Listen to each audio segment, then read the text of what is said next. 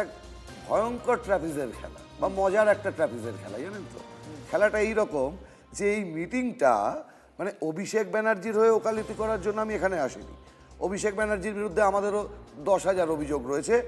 আইনের পথে চলবে, আইন সিআইডি আসবে, ইডি আসবে, সিবিআই আসবে, আমার এই নিয়ে কোনো কথা নেই। এবং অভিষেক ব্যানার্জির বিরুদ্ধে হয়তো বলেননি, কিন্তু অজিত পাওয়ারের বিরুদ্ধে স্বয়ং প্রধানমন্ত্রী বলেছিলেন চাক্কি পিসিং অ্যান্ড পিসিং, জেল গোয়িং অ্যান্ড গোয়িং ইত্যাদি ইত্যাদি অনেক কিছু বলেছিলেন। সব ঠিক আছে, অভিষেক ব্যানার্জির ক্ষেত্রেও এটা হোক, আমরা এটা চাই। আইন যদি বলে অভিষেক ব্যানার্জি দোষী, অভিষেক ব্যানার্জিকে শাস্তি পেতে হবে। কিন্তু আবার ঘুরে আসি মিটিংয়ের কথায়। ট্র্যাপিজের খেলাটা এই জায়গাটায়, মিটিংটা যদি ভূপেন যাদবের বাড়িতে হতো এবং সেই মিটিংয়ে অভিষেক ব্যানার্জি যেতেন, তাহলে কোনো সিআইডি, কোনো ইডি, কোনো সিবিআই আজকে তার বাড়িতে মিছিল করে চলে যেত না।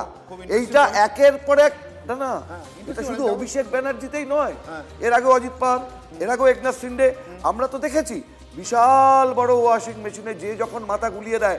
এবং গতকালের এই যে 20 জন, যে 20 জনের বিরুদ্ধে একদম বিশাল ক্ষোভ বিক্ষোভ, এই 20 জন তো তারা বাইরে নয়, সে মানচিত্রের বাইরে হতে পারে না। এই 20 জনের রাতারাতি কেমন ওই আপনার ভাষায় মানে একদম বিপ্লবী টিপ্লবী একটা কিছু ব্যাপারটা হয়ে যাচ্ছে। এবং সবটাই না না, আর আপনি বলেননি, আপনি কেন বলবেন? আমি আপনার ভাষাটা ধার নিলাম। এই আমি বলছি বিক্ষুব্ধ, এই 20 জন, আপনি কেন একটা পারসেপশন তৈরি হচ্ছে, পারসেপশনটাই তো সব। এই পারসেপশনটা এমন ভাবে তৈরি করা হচ্ছে।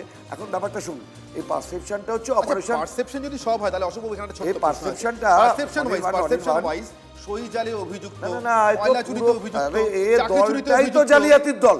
কংগ্রেসের নামটা হাইজ্যাক করেছে।